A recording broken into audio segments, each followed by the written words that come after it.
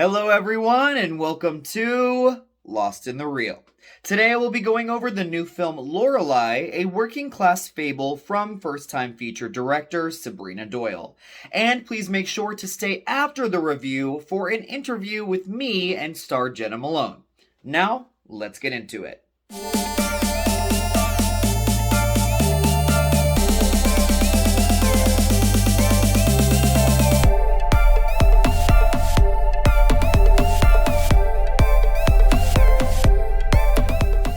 Lorelei is written and directed by Sabrina Doyle. It stars Pablo Schreiber, Jena Malone, Ryan Finley, Chancellor Perry, Parker Pascoe-Shepard, and Amelia Bourjarding. Wayland has been in prison for 15 years for armed robbery.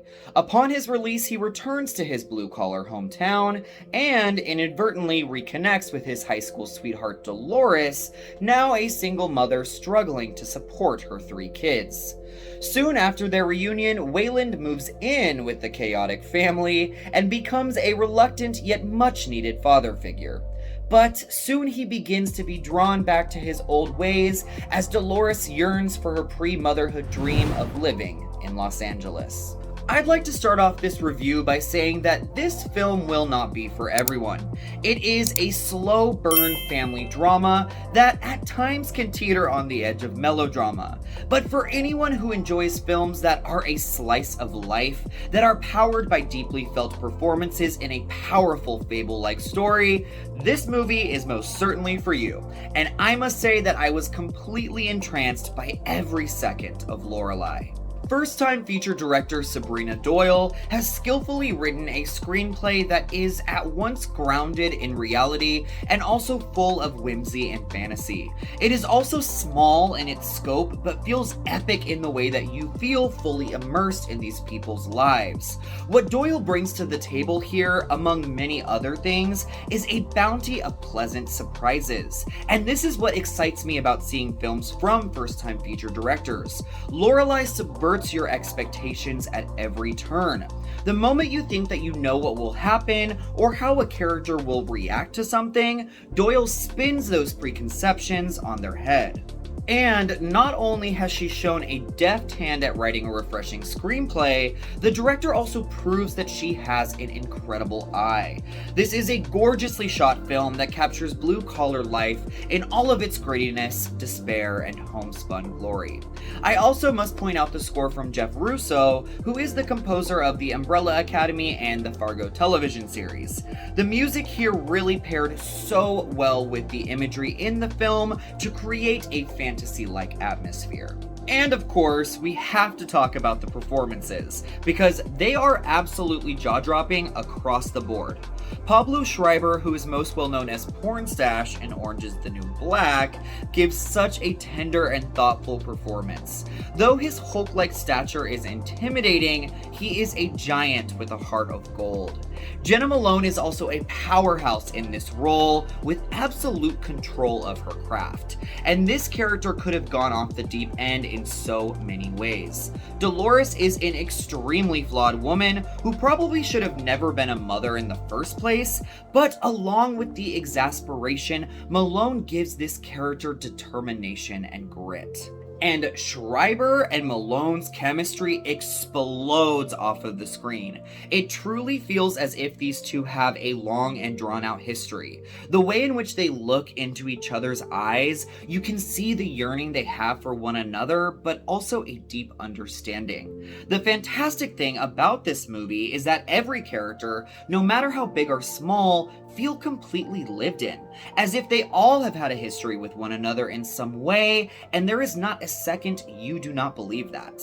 And the 3 child actors in this movie, played by Chancellor Perry, Parker Pascoe-Shepard, and Amelia Bourjarding, absolutely blew me out of the water. I was so worried that this movie was going to become a cheaper by the dozen situation and devolve into stereotypes and cliches for these kids, but all 3 of them get their own observative story arc and their time to shine. The movie never feels cloying or saccharine sweet, and that is all because of these wonderful performances and the assured writing. A lot of people are going to be comparing this film to the Apple TV Plus Justin Timberlake led Palmer, and even though I quite liked that movie and they do have many similarities, Lorelei has so much more to provide and it is a far superior piece of art. I do think that the film is a tad too long. Even though it does give the film an epic-like feel that I appreciated, I can see many viewers growing tired because of its slow burn approach. There are also moments of melodrama that could have been reined in for a better sense of groundedness. But these are very small issues in a film that by the end had given me chills on multiple occasions and filled my heart with sadness, melancholy, and joy all at the same time. And to me, that is what a film experience is all about. So I will be giving Lorelei 3.75 mermaid tails out of 5. This film is a slow burn drama that might not be for everyone, but if you open your heart to this beautifully lived in fable, you will be gifted with a bounty of pleasant surprises and bravura performances. Thank you so much for watching Lost in the Reel, and now please enjoy my exclusive interview with Lorelei star Jena Malone. How are you doing today? Good. How are you? I'm doing very well. Thank you for asking. First and foremost, I want to say I have been following you my whole life.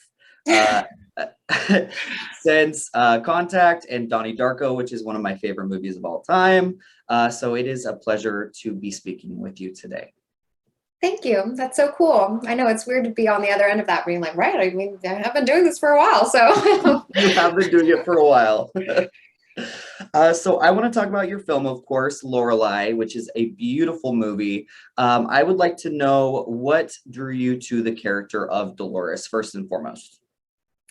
I mean, I had just taken about a 2-year break to allow a space for me to sort of metamorphosize into being a parent, which is really lovely. And I just had sort of slightly started putting one eye back into it, being like, okay, maybe I will act again. I don't know. And then, Sabrina Doyle wrote this incredible script and presented it to me. And when I met with her, this was going to be her first film project, but she had such a distinct vision and really wanted to go really deep and create something very authentic and moving. And I just believed in her. So I sort of trusted it and was like, okay, this is going to be incredibly hard, but I think I can do it. Yeah. That leads me to saying that this movie feels so lived in, like every single character has a history with each other. And I think that's something that's really special. But you and Pablo seem to have a history all of your own, of course. How were you able to create that history with Pablo, who plays Wayland, and also build that chemistry with him? There's no linear answer to how to build chemistry. It's just not, it's so ephemeral. And sometimes you can even think that it's not working. And then it's only the audience that really, or what's captured is what determines whether it's there or not. He's just an incredible actor.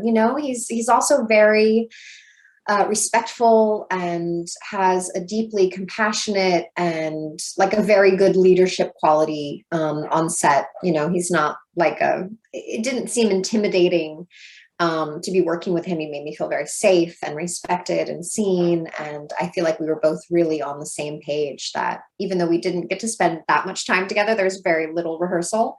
We just dove in, and it was really fun. I feel like I'm only just starting to get to know him more now. It's so funny. You always get to know him more. Yeah, on press tours, because we shot this in 21 days. It was like, there was no time. You're just there. And then I also had my son. And so I wasn't like hanging out after a set. I wasn't like, I don't know, going out to dinners and stuff. So yeah, it's interesting that you can have chemistry without knowing someone very well. I guess it's an actor's job, but still fascinating to me nonetheless. It is, absolutely. And you two do such a great job. I believed, like, from the very beginning at that bar scene when you two were drinking beers together, I was like, these two have known each other forever. It felt like that. I feel like maybe there was another time where Pablo and I had a life together. Yeah. So these three kids in this movie are fantastic.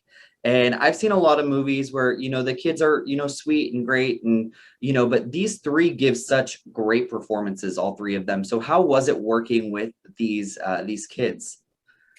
Well, you couldn't even get to the point of working with them until they're cast, right? And so it was really, really important, particularly for this film, to understand the casting process of bringing in, relatively new, up and coming, completely, greenish child actors. And because the producers had done the Florida Project before, which was really beautiful and also had young actors in it, I sort of trusted that they were gonna, know how to do it. And so for me, child actors are like truth beacons on set, right? And I think maybe because I was one, I feel so protective of their process, and it brings the best out of you. Even though it can be very hard and challenging because it becomes less about your process and more about theirs and trying to discover their language and how to make them feel safe and what they need. Right. But I think any form of that sort of selfless exchange helps you as an kind of shake you from your preconceived understanding of like this should be like this and this should be like this. I just love working with child actors. I feel like every director, whether they like it or not, like if there's child actors on set, I'm like, so they're mine. Just so you know. Yeah. I'm going to show them everything. You don't have to talk to them if you don't want to. Sort of like, they're like, but I'm okay. I'm going to talk to them too. I'm like, I don't know. I get a little mama bear. Yeah, I bet. Definitely being a new mom too. Yeah. I want to wrap this up really quickly, but what is up next for you? Well, Goliath, I haven't done much television work, and I got to do a really interesting character on the last season of Goliath and work with Billy Bob Thornton. Again, he played my dad when I was like 16, which is kind of funny.